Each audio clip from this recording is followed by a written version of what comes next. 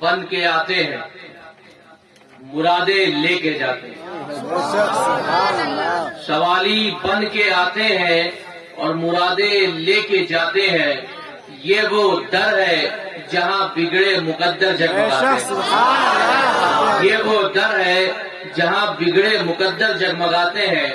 اور فدا ہوں میں، جو فدا ہے حضور اشرف الاولیاء پر ایک بار کہتے ہیں سبحان اللہ۔ فدا ہوں میں اشرف الاولیاء پر، فدا ہوں میں اشرف الاولیاء پر، گر ہی نہیں سکتا۔ فدا ہوں میں اشرف الاولیاء پر، گر ہی نہیں سکتا۔ وہ بڑھ کر تھام لیتے ہیں قدم جب ڈگمگاتے ہیں، بڑھ کر تھام لیتے ہیں قدم جب ڈگمگاتے ہیں۔ اور اے عزت کے طلبگاروں، اے عزت کے طلبگاروں، یہ دربار اشرف ہے۔ اے عزت کے طلبگاروں، یہ دربار اشرف ہے۔ یہاں شہنشاہ زماں بھی جھاڑو لگاتے ہیں، یہاں شہنشاہ زماں بھی جھاڑو لگاتے ہیں۔ اور خانقاہی ہوں تو یہ شعر بھی کہہ دیتا ہوں، اور اس شعر سے میں آپ کو مجاز بھی دیکھ لوں گا کہ مجھے کتنی دیر بولنا ہے۔ پہلے میں مشکلوں میں تھا، پہلے میں مشکلوں میں تھا، اب مشکلوں میں۔ پہلے میں مشکلوں میں تھا، اب مشکلوں میں ہے۔ کیسے بدلا یہ منظر یا علی کہنے کے بعد۔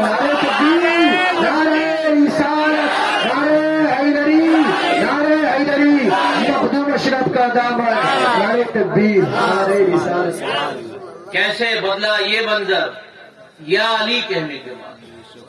آج ہم یا علی کہنا بھول گئے، مصیبتوں میں پڑتے ہیں تو در بدر پھرتے ہیں۔ ایک بار نعرہ حیدری دل سے لگا دیا کرو جب مصیبت میں آؤ، دیکھو ساری مصیبتیں ایسے ہی ٹل جائیں۔ نعرہ حیدری، نعرہ حیدری، تاج الاولیاء کا دامن، تاج الورثہ کا دامن، حضور معید اشرف کا دامن، نعرہ تکبیر، نعرہ رسالت۔ میں مخدوم اشرف مشن کا ایک طالب علم، اور مخدوم اشرف مشن کے طالب علم کی ایک خاصیت ہے، صرف چند کی نہیں، سب کی خاصیت ہے کہ یہ طلبہ جہاں بھی جاتے ہیں وہاں علم بانٹ کے آتے ہیں۔ سبحان اللہ، سبحان اللہ۔ آپ کچھ سیکھنا چاہیں گے؟ آج بڑی فرقے تمہاری ہو گئی ہے، کئی فرقے آ گئے ہیں۔ جاننا چاہیں گے کہ اہل سنت والجماعت کا عقیدہ کیا ہے، سمجھنا چاہیں گے کہ ہمارا عقیدہ کیا ہے۔ پہلے ان کے اعتراضات کو سمجھیں۔ ہمارا عقیدہ کیا ہے کہ نبی نوری بشر ہے نا، نبی نور بھی ہے، نبی بشر بھی ہے۔ اور وہ کیا کہتے ہیں کہ نبی فقط بشر، فقط بشر۔ ہم اپنی دلیل کہاں سے لاتے ہیں؟ قرآن سے لاتے ہیں۔ قرآن کیا کہتا ہے؟ قد جاءکم من اللہ نور و کتاب مبین۔ وہ کیا کہتے ہیں کہ ہم بھی اپنی دلیل قرآنی سے لاتے ہیں کہ نبی فقط بشر ہے۔ اس سے پوچھو کون سی آیت؟ کہیں گے قل انما انا بشر مثلکم یوحی الی انما الہکم الہ واحد، کہ محبوب تم کہہ دو کہ تم ان کی طرح۔ اور آگے چلے، وہ کہتے ہیں کہ نبی کے پاس علم غیب نہیں ہے، فقط اللہ ہی کے پاس علم غیب ہے۔ کہتے ہیں نا، کہتے ہیں کہ نبی کے پاس اس دیوار کے پیچھے کیا ہو رہا ہے اس کا علم نہیں ہے۔ کہاں سے لاتے اپنی دلیل؟ قرآن سے لاتے ہیں۔ قل لا يعلم من في السماوات والارض الغیب الا اللہ، زمین اور آسمان میں کسی کے پاس علم غیب نہیں، فقط اللہ ہی کے پاس علم غیب۔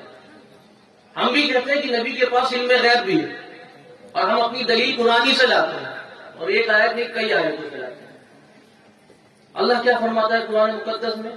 وما كان الله ليطلعكم على الغيب ولكن الله يجتبي من رسله من يشاء، کہ علم غیب کا جاننے والا اپنے علم غیب میں سے کسی کو علم غیب نہیں عطا کرتا، مگر اپنے پیارے رسولوں میں سے جسے چن لیتا ہے اسے علم غیب عطا کرتا ہے۔ اور کیا آتا ہے قرآن پاک میں؟ عالم الغیب فلا یظہر علی غیبہ احدا الا من ارتضی من رسول، علم غیب کا جاننے والا یعنی کہ اللہ تبارک و تعالی اپنے خاص علم غیب میں سے کسی کو علم غیب عطا نہیں کرتا مگر اپنے پیارے رسولوں میں سے جس سے راضی ہو جاتا ہے اسے علم غیب عطا کر دیتا ہے۔ وَعَلَّمَكَ مَا لَمْ تَكُنْ تَعْلَمُ وَكَانَ فَضْلُ اللَّهِ عَلَيْكَ عَظِيمًا۔ تو علم غیب مصطفیٰ قرآن پاک سے ثابت ہے۔ اور آگے چلیں، یہ اعتراض کر کیا کرتے ہیں کہ مانگو تو اللہ سے مانگو، وسیلہ مت اختیار کرو، وسیلہ اختیار کرنا جائز نہیں، یہ شرک ہے، بدعت ہے، وسیلہ مت اختیار کرو۔ ہم کہتے ہیں کہ وسیلہ اختیار کرنا بھی جائز ہے۔ ان سے ان کی دلیل پوچھو تو یہ دلیل پیش نہیں کرتے ہیں قرآن سے۔ ہم اہل سنت والجماعت اپنی دلیل بھی قرآن سے پیش کرتے ہیں۔ اللہ تبارک و تعالیٰ قرآن مقدس میں ارشاد فرماتا ہے یا ایھا الذین آمنوا اتقوا اللہ وابتغوا الیہ الوسیلہ۔ اور آگے چلیں، یہ کہتے ہیں کہ نبی اکرم صلی اللہ تعالیٰ علیہ وسلم اپنے قبر انور میں زندہ نہیں ہے۔ دلیل کہاں سے لاتے ہیں؟ قرآن سے لاتے ہیں۔ انک میت، ہم کہتے ہیں کہ نبی اکرم صلی اللہ تعالیٰ علیہ وسلم اپنے قبر اندر میں زندہ بھی ہیں اور ہم کو سنتے بھی ہیں۔ سبحان اللہ، آپ کی دلیل کہاں سے لاتے ہیں؟ قرآن پاک سے لاتے ہیں۔ اہل سنت والجماعت کا کوئی عقیدہ عشق کے بازار کو گرم کر کے نہیں بنایا گیا، ہم نے اپنا تمام عقیدہ قرآن اور حدیث کی روشنی سے ہی نکالا۔ اللہ کیا فرماتا ہے قرآن مقدس میں؟ وَلَا تَقُولُوا لِمَن يُقْتَلُ فِي سَبِيلِ اللَّهِ أَمْوَاتٌ بَلْ أَحْيَاءٌ وَلَٰكِن لَّا تَشْعُرُونَ، کہ اللہ کی راہ میں جو شہید ہوئے انہیں تم مردہ مت کہو بلکہ وہ زندہ ہے، انہیں تم مردہ مت کہو بلکہ وہ زندہ ہے۔ اب میں یہ کہنا چاہتا ہوں کہ جو اللہ کی راہ میں شہید ہوئے وہ زندہ ہے، تو جس کے لیے پوری کائنات کی تخلیق کی گئی وہ کیسے زندہ نہیں ہوگا؟ سبحان اللہ، وہ کیسے زندہ نہیں ہوگا؟ لیکن چند جبے کبے والے لوگ، دھاڑی ٹوپی والے لوگ علاقوں میں آتے ہیں تبلیغ کے لیے، لوگوں کو بہکانے کے لیے، ان کا ایمان چھیننے کے لیے قرآن کی آیتوں کو پیش کرتے ہیں۔ اب وہ شخص جو قرآن کی آیتوں کو یا قرآن کے علوم و فنون کو نہیں جانتا وہ اپنا ایمان گنوا بیٹھتا ہے نا؟ تو اب پتہ کیسے چلے کہ صحیح کون ہے اور غلط کون ہے؟ تو اس آیت کو پورا پڑھیں۔ اللہ تبارک و تعالیٰ قرآن مقدس میں ارشاد فرمایا، اپنی باتوں کو بہت ہی مختصر کرتے ہوئے ایک دم آخر تک پہنچوں گا، میں انشاءاللہ پوری باتوں کو مکمل کروں گا اپنی۔ اللہ تبارک و تعالیٰ قرآن مقدس میں ارشاد فرماتا ہے ذالک الکتاب لا ریب فیہ، اس کتاب میں کوئی شک ہی نہیں۔ لیکن ہمیں کئی شک نظر آ رہے ہیں، ایک جگہ نور کہا جا رہا ہے، ایک جگہ ایک آیت سے سمجھ میں آ رہا ہے کہ بشر ہے، ایک جگہ سے کہا جا رہا ہے کہ علم غیب کسی کے پاس نہیں ہے، ایک جگہ کہا جا رہا ہے کہ علم غیب اپنے رسولوں کو دے دیا جاتا ہے، ایک جگہ کہہ رہا ہے کہ وسیلہ اختیار کرنا جائز ہے، ایک جگہ کہہ رہے ہیں کہ انک میت، ایک جگہ کہہ رہے ہیں کہ نبی بھی زندہ ہے۔ شک سمجھ میں آ رہا ہے، لیکن قرآن پاک تو یہ بھی کہتا ہے کہ ذالک الکتاب لا ریب فیہ، کہ اس کتاب میں کوئی شک ہی نہیں۔ اس آیت کو مکمل پڑھیں، ذالک الکتاب لا ریب فیہ ھدی للمتقین، کہ نہیں ہے اس میں کوئی شک۔ طالب علم بھی یہاں پہ موجود ہیں، میں اس آیت کی تھوڑی تشریح کرنا چاہوں گا۔ ہر بات عوام الناس کے لیے نہیں ہو سکتی ہے، کچھ بات طالب علم کے لیے بھی ہے۔ جو لا ہے یہ لائے نفی جنس کا، ریبہ اس کا اسم ہے، فیہ جار مجرور جس کا متعلق ثابت ہو، جس میں ہوا ضمیر پوشیدہ ذوالحال، اور یہ ہدن جو ہے یہ حال واقع ہوتا ہے، ہدن جو ہے یہ حال واقع ہوتا ہے۔ تو اس آیت کی ایک دم سلیس ترجمہ یہ ہوگا ذالک الکتاب لا ریب فیہ ھدی للمتقین، کہ نہیں ہے اس میں کوئی شک، یعنی قرآن پاک میں نہیں ہے اس میں کوئی شک، اس حال میں کہ یہ ہدایت ہے متقین کے لیے۔ امام نصفی فرماتے ہیں کہ متقین سے مراد اولیاء اللہ، یعنی اولیاء اللہ کے عقیدے میں کوئی تناقض نہیں، کوئی کانٹرڈکشن نہیں ہے، کوئی شک نہیں ہے، ہر اولیاء اللہ کا عقیدہ ایک ہے، ہر اولیاء اللہ کا عقیدہ ایک ہے۔ اب ذہنی خلیج میں اگر کوئی شکار ہو جائے کہ بھائی وہاں بھی مولوی ہے، یہاں بھی مولوی ہے، وہاں بھی مدرسین ہیں، یہاں بھی مدرسین ہیں، وہاں بھی بڑے بڑے مدرسے ہیں، یہاں بھی بڑے بڑے مدرسے ہیں، پتہ کیسے چلے کہ حق پر کون ہے باطل پر کون ہے؟ اللہ نے کہا کہ ان کے مولویوں کو مت دیکھنا، اللہ نے حق پر کون ہے اس کا بھی بیان قرآن میں بیان کر دیا ہے۔ سورہ بقرہ میں فرمایا یضل بہ کثیرا ویہدی بہ کثیرا، کہ بیشتر لوگ ایسے ہیں جو قرآن پڑھ کر گمراہ ہو جاتے ہیں، بیشتر لوگ ایسے ہیں جو قرآن پڑھ کر گمراہ ہو جاتے ہیں، اور بے شمار لوگ ایسے ہیں جو قرآن پڑھ کر ہدایت کی راستوں میں گامزن ہو جاتے ہیں۔ اب وہ کون لوگ ہیں جو قرآن پڑھ کر ہدایت کی راستوں میں گامزن ہو جاتے ہیں؟ کہا اولیاء اللہ کو دیکھو، ان کے عقیدے میں کوئی تناقض نہیں ہے۔ اگر جاننا چاہتے ہو کہ حق پر کون ہے باطل پر کون ہے، تو یہ مت دیکھنا کہ کس جماعت نے کتنے مولوی تیار کیے، یہ مت دیکھنا کہ کس جماعت نے کتنے مدرسین تیار کیے، یہ مت دیکھنا کہ کس جماعت نے کتنے شیخ الحدیث تیار کیے، یہ مت دیکھنا کہ کس جماعت نے کتنے مفسرین تیار کیے، یہ مت دیکھنا کہ کس جماعت نے کتنے محدثین تیار کیے، بلکہ یہ دیکھنا کہ غوث اعظم دستگیر کس جماعت کے ساتھ ہے، بلکہ یہ دیکھنا کہ عطا رسول ہند الولی غریب نواز کی جماعت کے ساتھ ہے، بلکہ یہ دیکھنا کہ اخی پاک کی جماعت کے ساتھ ہے، بلکہ یہ دیکھنا کہ علاؤلت پنڈوی کی جماعت کے ساتھ ہے، بلکہ یہ دیکھنا کہ عبدو اشرف جہانگیر سمنانی کی جماعت کے ساتھ ہے، ارے بلکہ یہ دیکھنا کہ تمہارے اور میرے پیر و مرشد حضور اشرف الاولیاء کی جماعت کے ساتھ ہے۔ ارے ہمارے بابا کی قسم، ان کی جماعتوں میں تمہیں ایک ولی نظر نہیں آئے گا، ایک صوفی نظر نہیں آئے گا، نہ کوئی غوث، نہ کوئی قطب، نہ کوئی ابدال، ارے سارے کے سارے اولیاء اللہ تمہیں اہل سنت والجماعت کی میں نظر آئے گا۔ نعرہ تکبیر، نعرہ رسالت، مخدوم اشرف کا دامن، نعرہ تکبیر، نعرہ رسالت۔ آج کے بعد ذہنی خدش کا شکار مت ہونا۔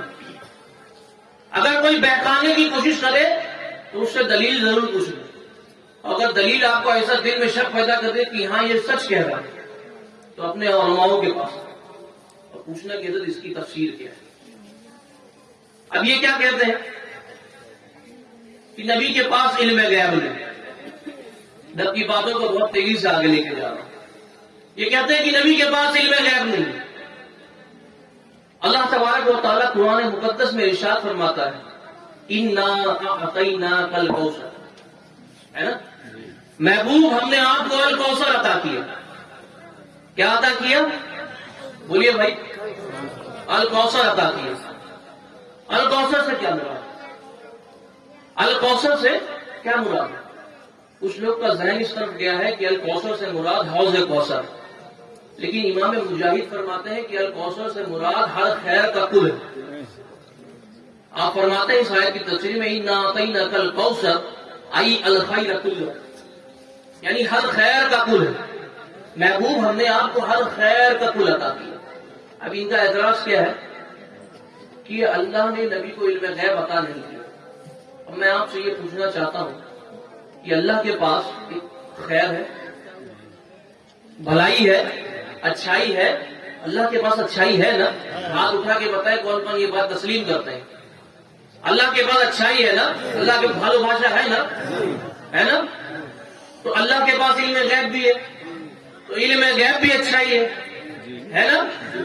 تو جب یہ بات آپ تسلیم کر چکے ہیں کہ علم غیب بھی اچھائی ہے، تو اللہ کیا فرماتا ہے؟ اِنَّا أَعْطَيْنَاكَ الْكَوْثَرَ، محبوب ہم نے آپ کو الکوثر عطا کیا۔ امام مجاہد فرماتے ہیں ای الخیر کلہ، یعنی ہر خیر کا کل عطا کیا۔ اب تم کہتے ہو کہ نبی کے پاس علم غیب نہیں ہے، اللہ نے محبوب کو ہر خیر کا کل عطا کیا، تو اللہ کے پاس علم غیب ہے تو اللہ نے ہر خیر کا کل عطا کیا۔ تم کہتے ہو اللہ نے نبی کو کوئی علم غیب عطا نہیں کیا۔ میں کہتا ہوں اِنَّا أَعْطَيْنَاكَ الْكَوْثَرَ، محبوب ہم نے آپ کو الکوثر عطا کیا، یعنی ہر خیر کا کل عطا کیا۔ تم کہتے ہو کہ علم غیب نہیں ہے، میں کہتا ہوں کہ کل علم غیب عطا کیا، کل علم غیب عطا کیا۔ کتنا علم غیب عطا کیا؟ کس قدر علم غیب عطا کیا؟ فرمایا وَعَلَّمَكَ مَا لَمْ تَكُنْ تَعْلَمُ وَكَانَ فَضْلُ اللَّهِ عَلَيْكَ عَظِيمًا۔ میرے پیارے، تیرے رب کا تجھ پر کرم عظیم ہوا، تیرے رب کا تجھ پر فضل عظیم ہوا، اور وہ کیا تھا کہ اللہ نے اپنے محبوب کو کائنات کے ذرے ذرے اور زمین کے چپے چپے کا علم عطا کر دیا، سب کا علم عطا کر دیا۔ اور آگے چل یہ اعتراض کیا کرتے ہیں کہ حضور